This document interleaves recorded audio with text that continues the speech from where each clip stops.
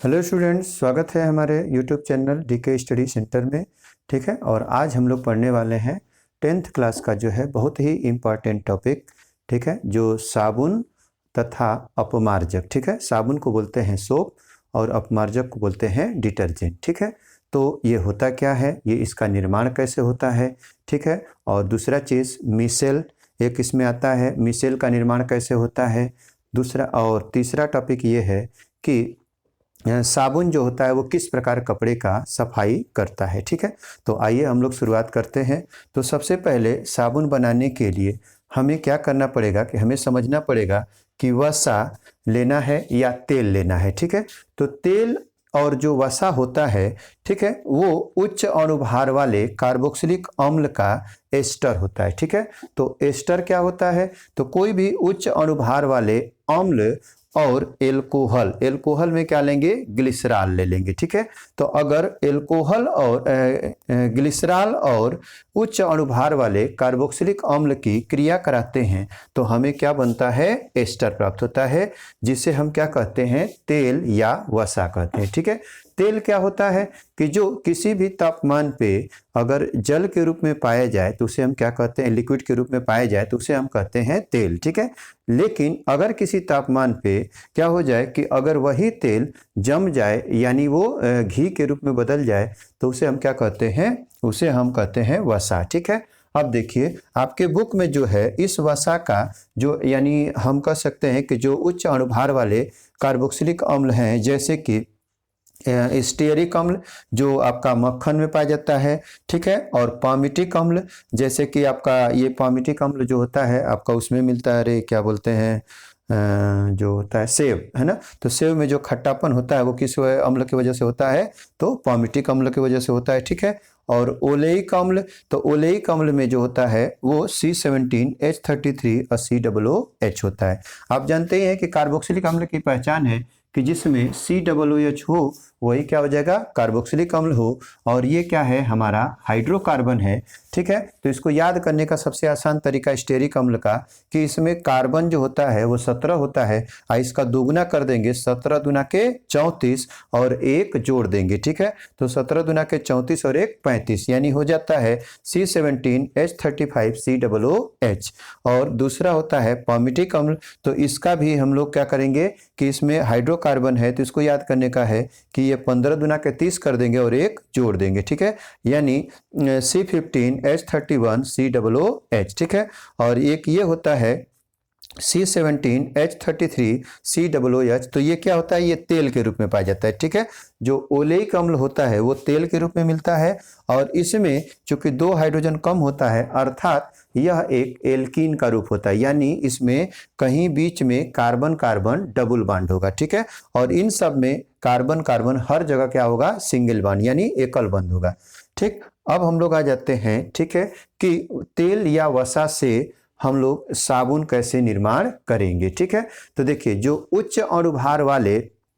जो वसा अम्ल है या तेल है, ठीक है, उसका यदि हम सोडियम हाइड्रॉक्साइड अथवा हम क्या करेंगे, पोटेशियम हाइड्रॉक्साइड से अगर हम अभिक्रिया करा देते हैं, यानी पोटेशियम हाइड्रॉक्साइड या सोडियम हाइड्रॉक्साइड का जलीय विलयन लेंगे और उसको हम क्या करेंगे कि तेल या वसा में घोल देंगे, तो उससे क्या बनेगा, वो अभिक्रिया करके ग्लिसरॉल का निर्माण करेगा और साथ में सोडियम का लवण बना लेगा। ठीक है, जैसे अगर स्टीयरिक अम्ल का जो है एस्टर लिए हैं तो हमें क्या बनेगा, सोडियम स्टीयरेट लवण बन जाएगा, जिसको हम लोग क्या कहते हैं, साबुन कहते हैं। ठीक है, अब देखिए, और इसमें आपके बुक में कुछ ऐसे दिया होगा, ठीक है, जिसमें हम आपको क्या किए हैं कि इसका स्ट्रक्चर थोड़ा सा ओपन कर दिए हैं, क्योंकि कार्बन जो है वो 4 बॉन्ड बनाता है, तो देखिए यहाँ पे ऑक्सीजन 2 बॉन्ड बनाता है, तो इसमें क्लियर नहीं हो रहा है लेकिन इसमें अच्छे से क्लियर हो रहा है। ठीक है, तो इसमें क्या होता है कि जैसे जो सोडियम हाइड्रॉक्साइड है ये 2 भाग में टूट जाता है, किसमें, Na+ और OH- में, और ये भी 2 भाग में टूट जाता है, तो यहाँ पे हो जाता है स्टीयरेटाइन। ठीक है, यानी C17H35 COO, तो इसमें हो जाएगा माइनस में और ये हो जाएगा प्लस में, तो यहाँ माइनस प्लस में, यहाँ माइनस और यहाँ प्लस में। ठीक है, तो देखिए इसका जो माइनस वाला हिस्सा है इसके प्लस वाले से आकर के जुड़ जाएगा, अर्थात ये जो OH है वो आकर के किससे जुड़ेगा, CH2 से। फिर जुड़ेगा CH से, फिर जुड़ेगा CH2 से, क्योंकि यहाँ पे 3 OH माइनस है, ठीक है। और उसी प्रकार जब यहाँ पे माइनस है तो ये किससे जुड़ जाएगा, जो सोडियम है वो O से जुड़ जाएगा, तो हमारा बना लेगा C17H35COONA, जो ये बना है, ठीक है। तो देखिए इसको हम लोग क्या नाम दे सकते हैं, सोडियम स्टीयरेट, और इसी को हम लोग बोलते हैं साबुन, ठीक है। अब देखिए इसको डिपेंड करता है कि हमें किस रूप में इस्तेमाल करना है, ठीक है। तो अगर हमें इसको डायरेक्ट जैसे जिस रूप में बनाए हैं, जैसे मान लीजिए कि आपको आटे से अगर कोई चीज़ बनाना होता है, ठीक है, जैसे कि आटे से आप जैसे मान लीजिए कि पूड़ी बनाना है, तो उसके लिए थोड़ा सा उसमें हम तेल डाल करके उसमें जो है उसको साना जाता है, उसमें थोड़ा सा दही मिलाया जाता है ताकि उससे जो है मुलायम हो, ठीक है। तो उसी प्रकार तो उसका आटा जो है वैसे मार करके हम लोग कर लेते हैं।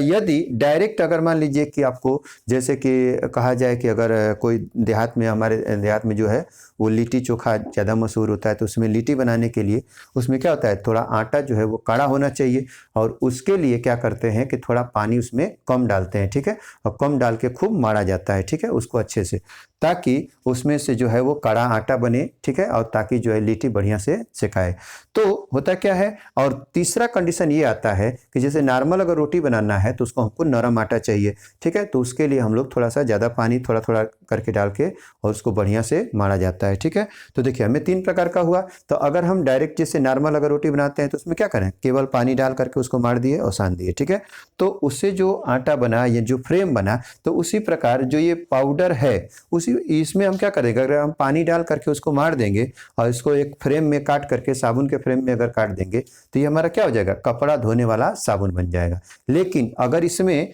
कुछ जो है ऑयली चीज़ मिला दिया जाए और उसको मार दिया जाए, थोड़ा सा गुलाब जल डाल दिया जाए, थोड़ा सा परफ्यूम डाल दिया जाए, तो ये हमारा क्या हो जाएगा, नहाने वाला साबुन बन जाएगा, ठीक है, और उस फ्रेम में डाल देंगे। लेकिन अगर यदि हम इसको पाउडर के रूप में ही इस्तेमाल करते हैं तो ये हमारा क्या कहलाएगा, डिटर्जेंट कहलाएगा, ठीक है। बस इसमें इतना ही अंतर है। अब आते हैं, देखिए अब इसमें हमें मिसेल पढ़ने से पहले हमें जानना पड़ेगा कि साबुन का जो है स्ट्रक्चर क्या होता है, ठीक है। तो थोड़ा सा इसको हम लोग इरेज कर लेते हैं, मिटा देते हैं। अब हम साबुन का स्ट्रक्चर देख लेते हैं, ठीक है।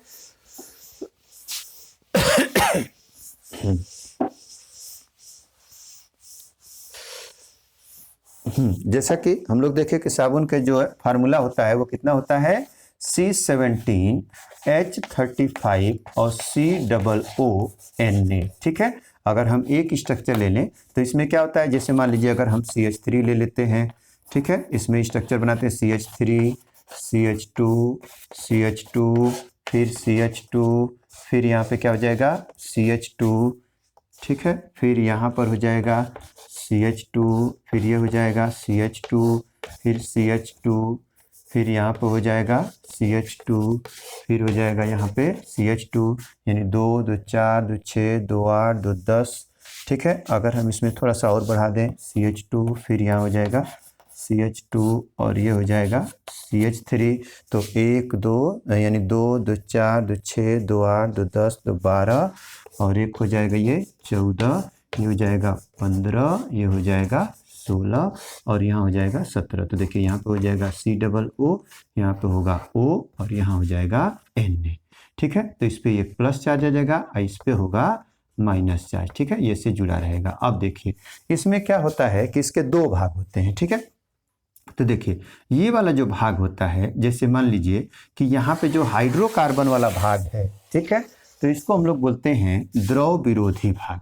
क्या बोलते हैं, द्रव विरोधी भाग, ठीक है, विरोधी, ठीक है, भाग। अब ये होता है कितना, ये द्रव स्नेही, जिसको हम लोग कह सकते हैं द्रव, ठीक है, स्नेही,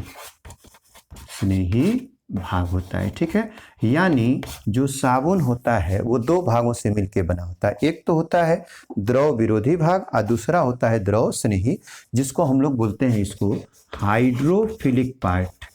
हाइड्रोफिलिक पार्ट, ठीक है। और इसको बोलते हैं हाइड्रोफोबिक,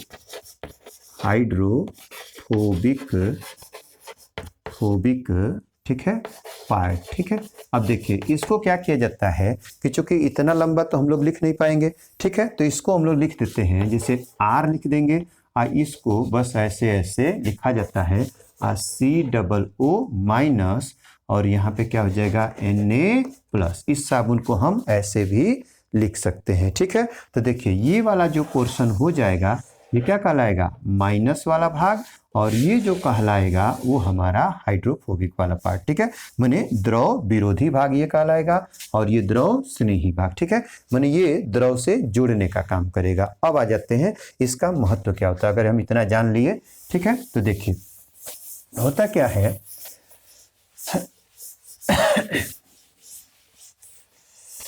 हाँ देखिए यहाँ पर क्या होगा कि जैसे मान लीजिए कि ये जो R है, ठीक है, और यहाँ C है COO माइनस, ठीक है, ये माइनस भाग है, और इससे जो है Na प्लस जुड़ा रहेगा, ठीक है। और ये वाला जो हो जाएगा वो द्रव विरोधी, ठीक है। तो देखिए हाइड्रोफोबिक और ये हाइड्रोफिलिक, ठीक है। तो देखिए जब हम जल में इसको घोलेंगे तो ये क्या चाहेगा, ये चाहेगा कि जल से दूर भागे, और ये चाहेगा कि जल के पास रहें, माने जल से जुड़े रहें। तो जैसे मान लीजिए हम किसी बर्तन में घोलते हैं, ठीक है, जैसे आप देखिएगा कभी अगर सरफ को लेकर के ऐसे मुट्ठी में, ठीक है, और मुट्ठी में लेकर के ऐसे पानी में डुबाएंगे जैसे ही, ठीक है, तो ये पानी क्या हो जाता है, ये जो हमारा हाथ है वो गर्म हो जाता है। ऐसा क्यों होता है, क्योंकि इसमें जो दो पार्ट हैं तो एक पानी से दूर भागता है और एक पानी में जुड़ना चाहता है, अर्थात ये जो है एक झुंड बना लेता है, ठीक है।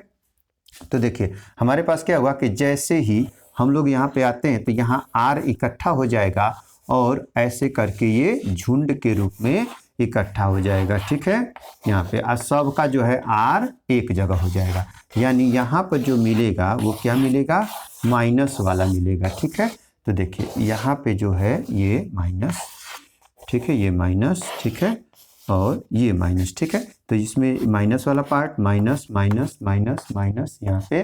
ठीक है, ये माइनस हो जाएगा, ठीक है। और यहाँ पे जो हो जाएगा वो Na प्लस यहाँ पे हो जाएगा Na प्लस, और यहाँ पे भी हो जाएगा Na प्लस यहाँ पे हो जाएगा Na प्लस, और यहाँ पे भी हो जाएगा Na प्लस,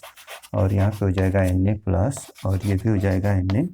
प्लस, ठीक है। तो देखिए ये जो झुंड बना इसी को हम लोग क्या बोलते हैं, मिसेल बोलते हैं, ठीक है। तो ये तब होता है जैसे ही हम पानी में साबुन को घोलते हैं, ठीक है, तो मिसेल का क्या हो जाता है, निर्माण हो जाता है, ठीक है।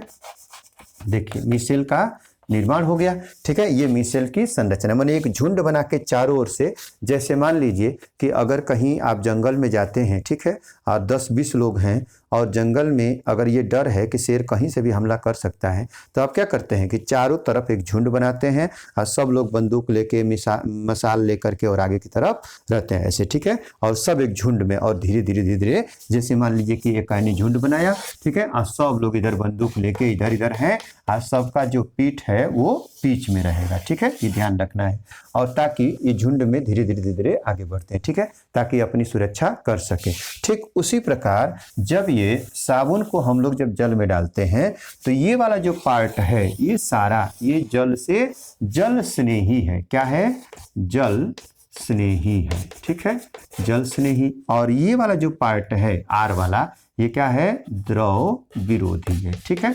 द्रव विरोधी है, ठीक।